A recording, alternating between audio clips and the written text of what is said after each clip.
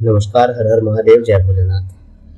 आप है अपने चैनल आपकी कहानियाँ पे, जहाँ आप सुनते हैं कभी कहानियाँ, कभी सच्ची घटनाएं, कभी नेगेटिव एनर्जी के बारे में, तो कभी ईश्वर से जुड़े चमत्कार। हमसे जुड़े रहने और अपने इस यूट्यूब के परिवार को बड़ा बनाने के लिए सब्सक्राइब कीजिए अपने इस चैनल को और अपने बहुमूल्य सुझाव वीडियो के माध्यम से आप कमेंट बॉक्स में दे सकते हैं।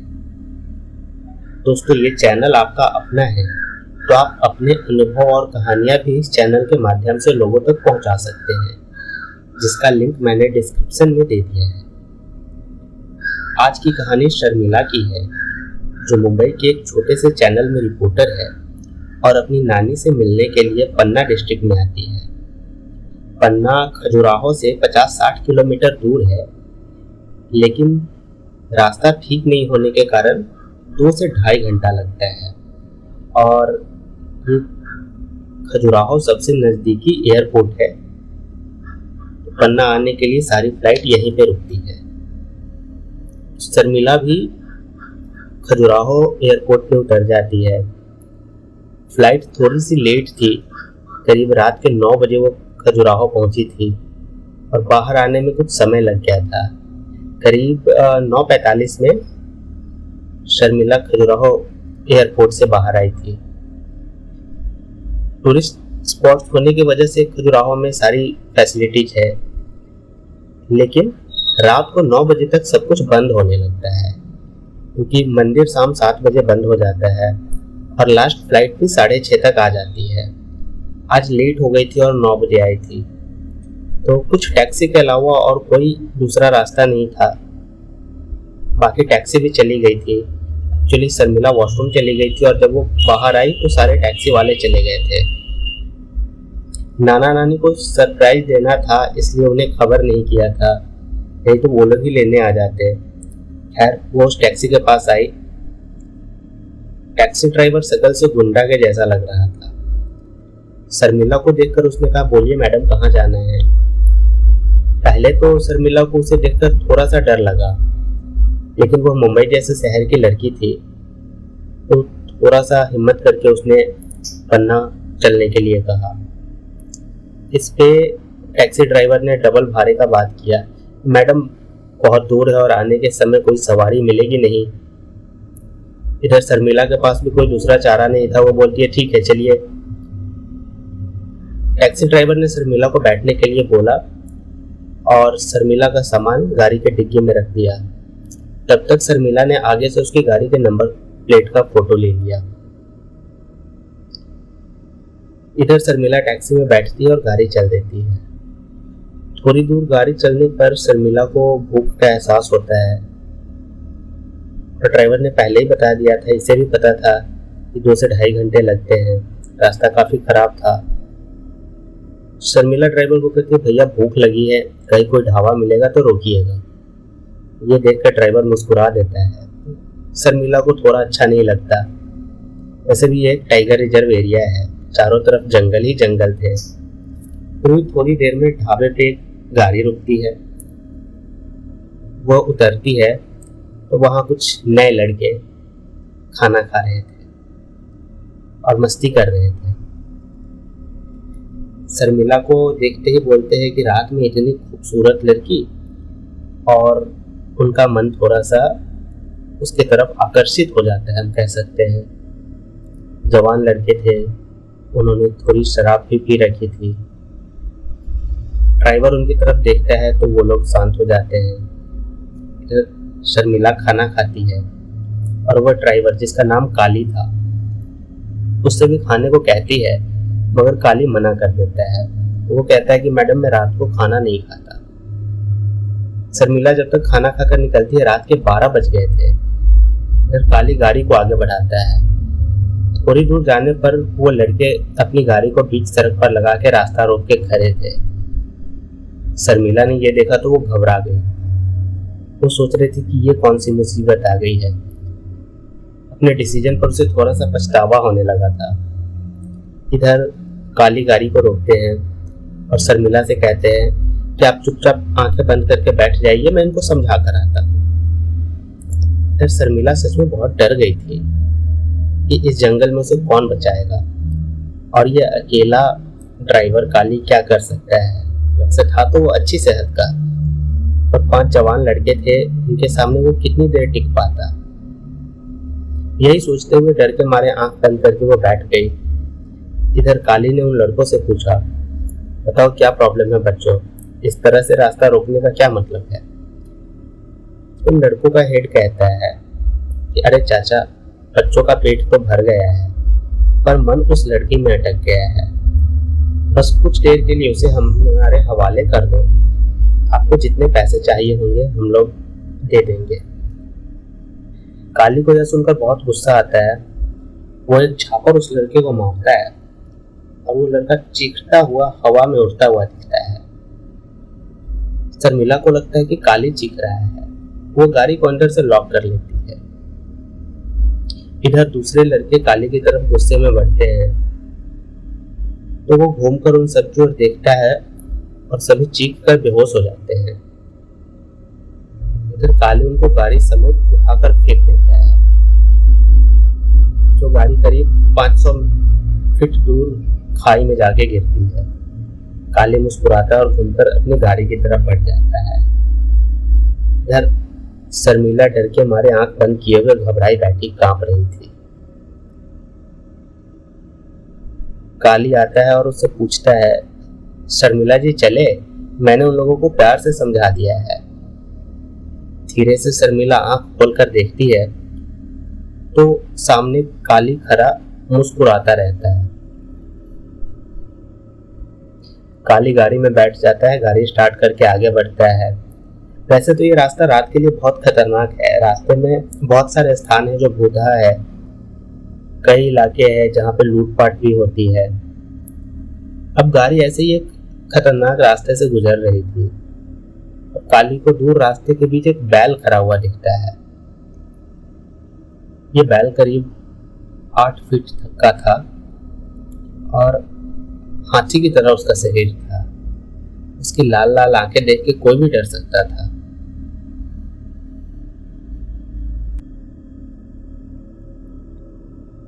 उसे देखकर काली बड़बड़ाते हुए कहता है कि आज तुझे भी सबक सिखाऊंगा। यह सुनकर शर्मिला पूछती है, क्या हुआ काली भैया, किसको सबक सिखाने की बात कर रहे हो। इस पर काली कहता है, शर्मिला जी आप आंखें बंद करके बैठिए, रात का समय है, पेड़ पौधे भी भूत की तरह नजर आ रहे हैं। यह सुनकर शर्मिला भी सोचती है कि हाँ थोड़ा आराम कर लेती हूँ, फ्लाइट के सफर से काफी थक गई थी। तब तक गाड़ी उस बैल के पास पहुंचती है। बैल भी फुफकारने लगता है। असल में यह बैल नहीं है, यह उस स्थान पर रहने वाला एक प्रेत है जिसकी मृत्यु इसी जगह पर एक एक्सीडेंट में हो गई थी और आज तक उसी जगह पर यह डेरा जमा के बैठा हुआ है। यह हर महीने एक बलि लेता है और आज बलि वाला दिन ही है। और दुर्भाग्य से शर्मिला उस समय वहां पहुंच गई थी। काली गाड़ी रोकता है तो वो बैल फुफकारने लगता है। काली गाड़ी स्टार्ट करके एक साइड से निकल जाता है। यह देखकर उस प्रेत को बहुत गुस्सा आता है क्योंकि पहली बार ऐसा हुआ था कि उसकी बलि उसके पास से निकल के जा रही थी। वो गाड़ी के पीछे बड़ी तेजी से भागने लगता है। काली उसे साइड मिरर में आता हुआ देखकर गाड़ी की स्पीड बढ़ा देता है। स्पीड बढ़ी देखकर बैल भी उतनी तेजी से गाड़ी के पीछे भागने लगता है। बैल उसके पास पहुंचता है तो काली गाड़ी को एकदम से रोक देता है। गाड़ी को रुकता देख बैल हड़बड़ा कर रुकने लग जाता है और सड़क से लुढ़क कर नीचे गिर जाता है। काली गाड़ी रोककर धीरे धीरे उतरता है और बैल की तरफ बढ़ता है। बैल उसको देखकर गुस्से में उठता है और अपना रूप बदलकर एक खतरनाक प्रेत के रूप में आ जाता है। उसके चेहरे पर मांस के टुकड़े लटक रहे थे जिसमें से खून भी टपक रहा था। वह गुर्राते हुए कहता है, तू है कौन और मेरे काम में बाधा क्यों बन रहा है। इस पे काली कहता है कि तुम निर्दोष लोगों की बलि ले रहे हो, तुम अपनी गलती से मरे थे, उसका बदला निर्दोष लोगों से नहीं ले सकते।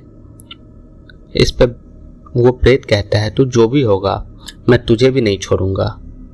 फिर वो बैल का रूप धारण कर लेता है और काली की तरफ दौड़ता है।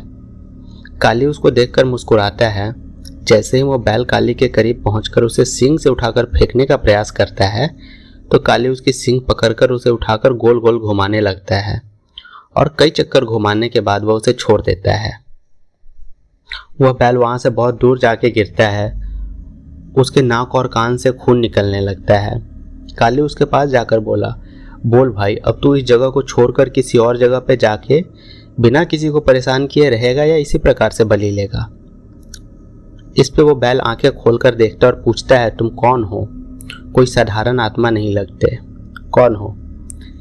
यह सुनकर काली मुस्कुराता है और कहता है, मैं कौन हूँ यह बाद में जान लेना, अभी तो जो मैंने पूछा है उसका जवाब दे। तू यहाँ से जाएगा या तुझे और कहीं पहुँचा दो? यह सुनकर वो बैल साधारण रूप में आ जाता है और हाथ जोड़कर कहता है, मैं तो चला जाऊंगा, अभी चला जाऊंगा, पर आगे जो पहलवान का प्रेत है उसका क्या करोगे? आज के दिन तो वो भी बलि लेता है और वह तो मुझसे 10 गुना अधिक ताकतवर है। काली कहता है, तू अपनी सोच, बाकी आज सभी को मैं ठिकाने लगाऊंगा। मैं इसी दिन का इंतजार कर रहा था और वह मौका मुझे आज मिल गया है। तुम प्रेतों की वजह से पूरी आत्माओं का नाम खराब होता है।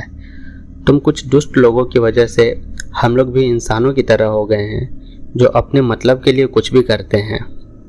मैं तुम जैसों को सजा देने नहीं आया हूँ, समझे? चलो निकलो यहाँ से और दोबारा दिखे तो जला दूंगा। यह सुनकर वह उठता है और वहां से गायब हो जाता है। इधर गाड़ी काफी देर से रुकी थी और शर्मिला काली को ढूंढते हुए गाड़ी से नीचे उतरती है, तो काली उसे कहीं नजर नहीं आता। तो उसे थोड़ा सा डर लगता है। चारों तरफ गहरा अंधेरा था, कुछ नजर नहीं आता है। तभी एक तरफ से काली आता है। वह कहती है, कहाँ चले गए थे? मुझे घर पहुंचना है और मुझे नहीं लग रहा कि आप पहुंचाओगे। इस पे काली मुस्कुरा कर कहता है, मेरी बहना, आज की रात ही पहुंच जाओगी। चलो बैठो। दोनों गाड़ी में बैठते हैं और गाड़ी आगे बढ़ती है। काली गाड़ी आगे बढ़ाता है। इधर शर्मिला मन में सोचती है, मैंने तो इसे अपना नाम बताया नहीं था, इसे मेरा नाम पता कैसे चला? फिर उसके मन में ख्याल आता है, शायद हो सकता है बता दिया हो, 2 घंटे से ज़्यादा हो गए हैं, पर यह बार बार टैक्सी क्यों रोक रहा है? कहीं इसकी नीयत तो खराब नहीं है? फिर उसके मन में ख्याल आता है, अरे मैं भी कैसी पागल हूँ, अभी तो इसने बहन कहा है। दोबारा उसके मन में ये ख्याल आता है, लेकिन ऐसे लोग बहन बनाकर ही तो सारे गंदे काम करते हैं। अभी परसों ही तो रिपोर्टिंग की थी मैंने, एक अनजान लड़की जिसके माँ बाप का एक्सीडेंट हो गया था, उसको बहन बनाकर अपने घर ले गया और अपनी हवस का शिकार बनाता रहा। उसे थोड़ा डर भी लगता है क्योंकि काली बार बार गाड़ी रोककर उतरता था, फिर शायद मौका न देखकर वापस बैठ जाता हो। वैसे शर्मिला एक छोटे से चैनल में रिपोर्टर है। कुछ दिन पहले ही मास मीडिया कंप्लीट किया है और ट्रेनिंग के लिए एक नए चैनल को ज्वाइन किया था। पेमेंट तो नहीं के बराबर थी, पर सीखने को बहुत कुछ मिलता था और बड़े चैनल बिना एक्सपीरियंस के रखते नहीं हैं, तो इस तरह के चैनल मौका देते हैं। इसलिए शर्मिला को इतना डर नहीं था। फिर भी जिस रास्ते पर वो चल रही थी वो रास्ता बहुत ही भयानक था। रास्ता इतना खतरनाक था कि गाड़ी को बहुत आराम से चलाना पड़ रहा था। फिर भी गाड़ी हिचकोले खाते हुए चल रही थी। वह सोचती है कि हर साल सैकड़ों करोड़ रुपए रोड के लिए सैंक्शन होते हैं, फिर भी ये हाल है। वह सोचती हुई मुंबई जाकर इस पर एक स्टोरी बनाऊंगी ताकि सरकार को पता चले कि उनके लोग कैसा काम करते हैं। वो अभी अपने ख्यालों में खोई थी कि गाड़ी अचानक से झटका खाकर रुकती है। वह कहती है, अब क्या हुआ काली भैया? इधर काली को सामने पहलवान का प्रेत नजर आ रहा था, जो बड़ी बड़ी खून भरी नजरों से उसे और गाड़ी को देख रहा था। शर्मिला दोबारा जोर से पूछती है, काली भैया क्या हुआ, गाड़ी क्यों रोक दी?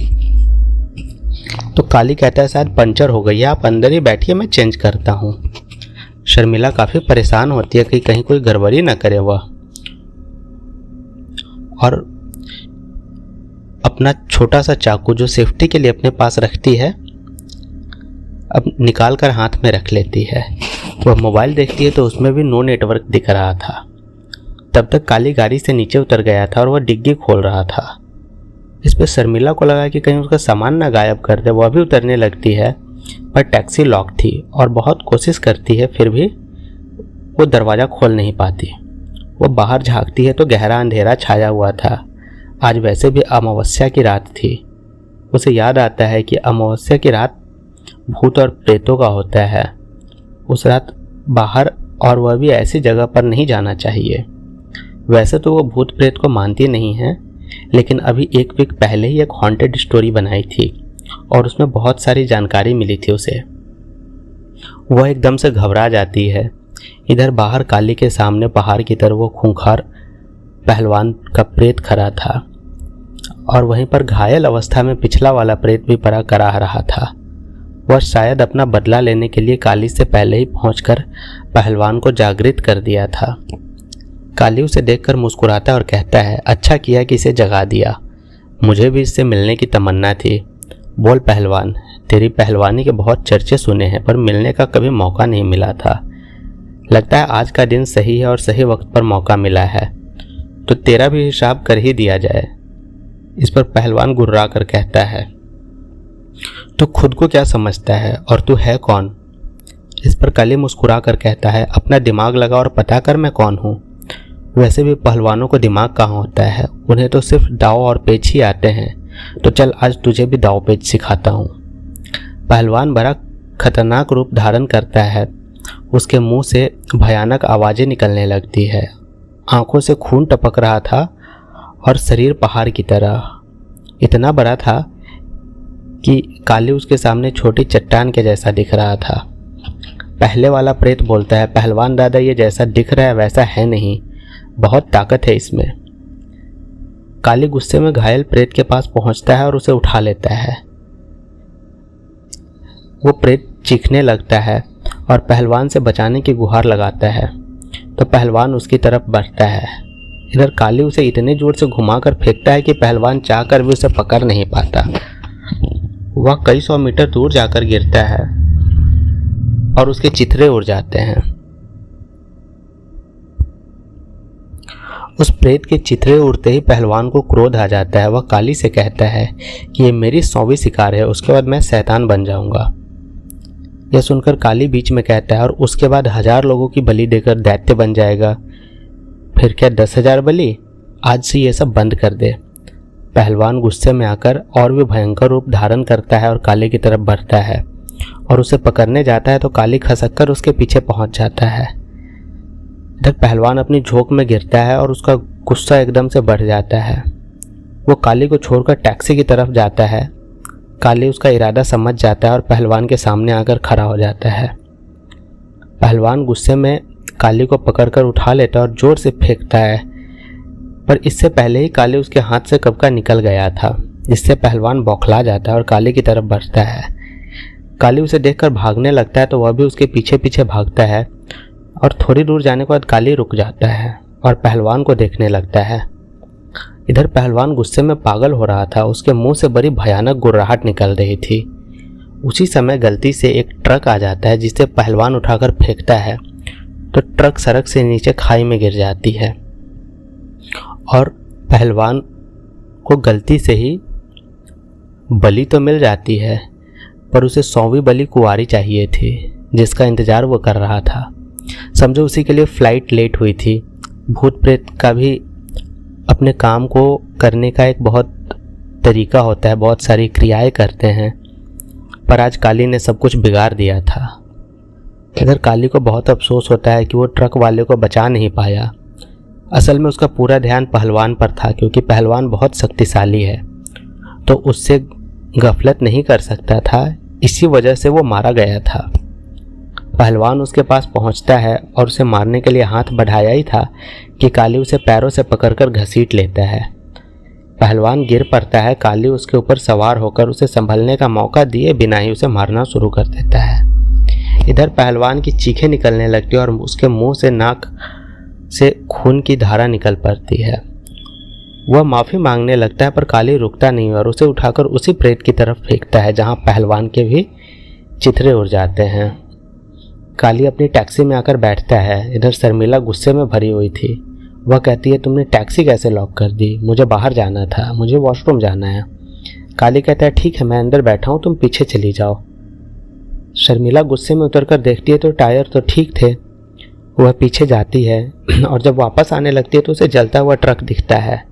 वो सरप्राइज हो जाती कि इतना बड़ा एक्सीडेंट हो गया और उसे पता नहीं चला।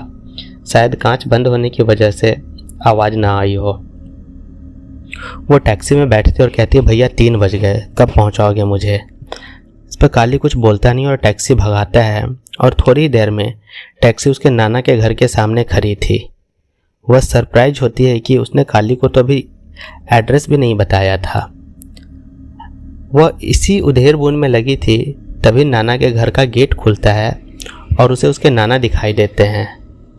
वह टैक्सी से बाहर आती है।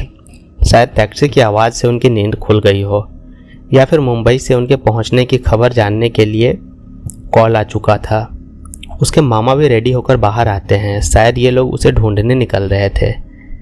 शर्मिला पीछे मुड़कर काली को देखती है तो वह फिर सरप्राइज था।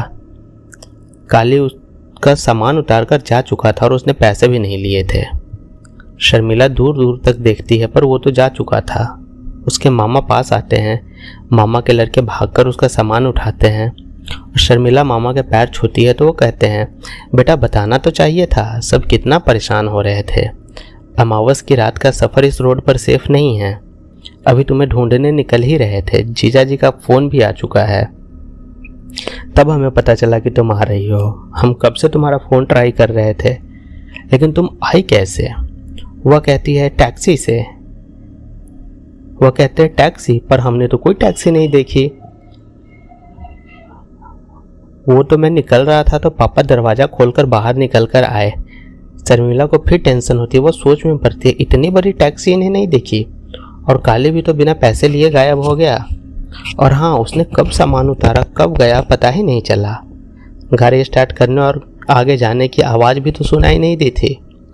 पर कुछ नहीं, तभी नाना जी आते हैं। वो उनके पैर छूती है और इसी उधेड़ बुन में घर में जाती है। शर्मिला घर जाकर फ्रेश होकर सो जाती है। वैसे भी वो बहुत थकी हुई थी। उसकी नींद सीधा दोपहर में खुलती है। उसकी मामी उसके लिए चाय लाकर देती है और उससे लेट होने की वजह पूछती है तो शर्मिला अपनी मामी को पूरी बात बताती है। तो मामी भी कहती है, बेटा ऐसा मत किया कर। यहाँ के रास्ते रात में अकेले सफ़र के लिए अच्छा नहीं है। रात भर क्रिमिनल और भूत प्रेत घूमते हैं। शर्मिला मुस्कुरा कर कहती है, मामी जी आप भी भूत प्रेत को मानती है? इस पर मामी कहती है, बेटी ये सब अतृप्त आत्माओं की बात है। एक बार तो मैंने खुद देखा है। शर्मिला आश्चर्यचकित होकर पूछती है, कब देखा, प्लीज़ बताइए। तो उसकी मामी बोलती है, शादी से पहले की बात है। वह एक दिन कॉलेज के फंक्शन में गई थी और उसे आने में देर हो गई। सभी लोगों ने उसे रुकने के लिए कहा था। उनके कई दोस्तों का घर भी वहीं पर था, पर मैं कभी घर से बाहर रही नहीं थी तो निकल पड़ी। बस अंतिम बस मिली और रात के 12 बजे गांव के सड़क पर उतरी। वहां से घर लगभग 2 किलोमीटर दूर था तो मैं पैदल चल पड़ी। वैसे तो रोज का रास्ता था, पर इतनी रात को, और वह भी अंधेरी रात में, कभी नहीं आई थी। मन में थोड़ा डर लग रहा था क्योंकि गांव में अक्सर लोग बताते थे कि गांव के रास्ते में कुछ प्रेतात्माएं रहती है। मेरे थोड़ा आगे चलने पर एक भैंसा मेरे साथ चलने लगा। मैंने कभी उस भैंसे को नहीं देखा था तो मैं थोड़ा घबरा रही थी। तभी वो भैंसा मेरे सामने आकर खड़ा हो गया। उसकी आंखें लाल लाल थी, जैसे आंखों में खून भरा हुआ हो, और लाल बल्ब की तरह चमक रहे थे। मैं डर गई कि कहीं ये मुझे मारे ना। मेरे पास तो पर्स के अलावा कुछ था भी नहीं। मैं उसको हट हट करके भगाने का प्रयास किया, पर वह और गुस्से में मुझे देखने लगा। वह मुझ पर हमला करने ही वाला था, तभी एक 7 फीट का पहलवान टाइप का आदमी आता है और अपने कोहनी से भैंसे को मारते हुए कहता है, हरामखोर, तुझे अपने गांव की लड़कियां पहचान में नहीं आती? कितनी बार कहा है जहां रहता है वहां के लोगों को परेशान मत किया कर। फिर वह भैंसा गुस्से में उस पर हमला करता है तो वह उसे सींग से उठाकर दूर फेंक देता है। वह दूर गिरकर फिर खड़ा होकर देखने लगता है। दूर से उसकी लाल लाल आंखें चमक रही थी। वह पहलवान ने मुझसे कहा, बेटी चलो मैं तुम्हें छोड़ देता हूँ। और वह मुझे गांव के अंदर छोड़ते हैं और कहते हैं, बेटी इतनी रात को अकेले मत आया करो। वह भैंसा भी गांव के बाहर तक पीछा करते हुए आया, मगर पहलवान के कारण कुछ कर नहीं पाया। पहलवान उस भैंसे को देखता है और वापस जाता है, और मैं घर पर आकर सो गई। सुबह सभी लोग मुझे डांटने लगे। मैंने माँ को जब रात की घटना बताई तो वो बोली, बेटी पहलवान वीर बाबा ने तुम्हारी रक्षा की, नहीं तो पता नहीं क्या होता। फिर मुझे याद आता है कि रास्ते में वीर बाबा का एक स्थान पड़ता है घर वाले उससे वीर बाबा को प्रसाद चढ़वाते हैं। शर्मिला कहती है, वाह अच्छी कहानी है। इसमें मामी कहती है, पगली ये सच्चाई है, कहानी नहीं। इधर शर्मिला टीवी ऑन करती है और ब्रेकिंग न्यूज में रात में खजुराहो से पन्ना के रास्ते में 2 भयानक एक्सीडेंट का जिक्र हो रहा था। कार में मौजूद सभी लड़कों के चिथड़े उड़ गए थे। शर्मिला को याद आता है कि ये तो वही लड़के थे जो होटल पर बुरी नज़र से देख रहे थे और बाद में गाड़ी रोका था, जिन्हें काली ने समझाकर भेजा था, और ट्रक को तो उसने खुद देखा था। कुछ दिन एंजॉय करने के बाद वह मुंबई के लिए वापस जाने के लिए निकलती है, तो दिन में वह उस खतरनाक रास्ते को देखती है। रास्ते में वो ट्रक भी दिखता है और आगे जाकर वह कार भी दिखाई देती है, खाई में गिरी हुई। वह एयरपोर्ट पहुंचती है। उसके मामा उसे छोड़ने आए थे। फ्लाइट में अभी थोड़ा वक्त था तो मामा उसे छोड़कर चले गए। इधर शर्मिला को याद आता है कि वह काली को ढूंढकर उसके पैसे दे दे। वो टैक्सी स्टैंड पर जाकर काली के बारे में पूछती है, तो सब पूछते हैं कौन काली, तो वह उससे टैक्सी का नंबर बताती है। इधर सबके चेहरे पर आश्चर्य दिखता है। पूछने पर वह उस दिन की घटना बताती है। तभी एक बूढ़ा ड्राइवर कहता है, बेटी काली को मरे तो 40 साल हो गए हैं और उसकी टैक्सी भी उसी रास्ते पर एक्सीडेंट में जल गई थी और साथ में काली भी। लोग बताते हैं उस जगह पर कई प्रेत आत्माएं हैं जो बलि लेते रहते हैं। अभी अमावस्या को ही 6 लोगों की बलि हुई है, मतलब वही एक्सीडेंट में मरे हैं। शर्मिला के चेहरे पर डर के साथ साथ आश्चर्य भी आ जाता है। अब उसे मामी वाली बात भी याद आती है और काली के बार बार उतरकर उसे गाड़ी में बंद करना भी अब उसे समझ में आने लगता है।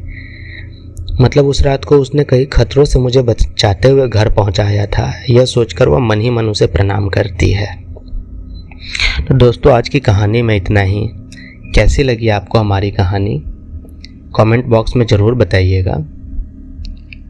मिलते हैं अगले वीडियो में। हर हर महादेव।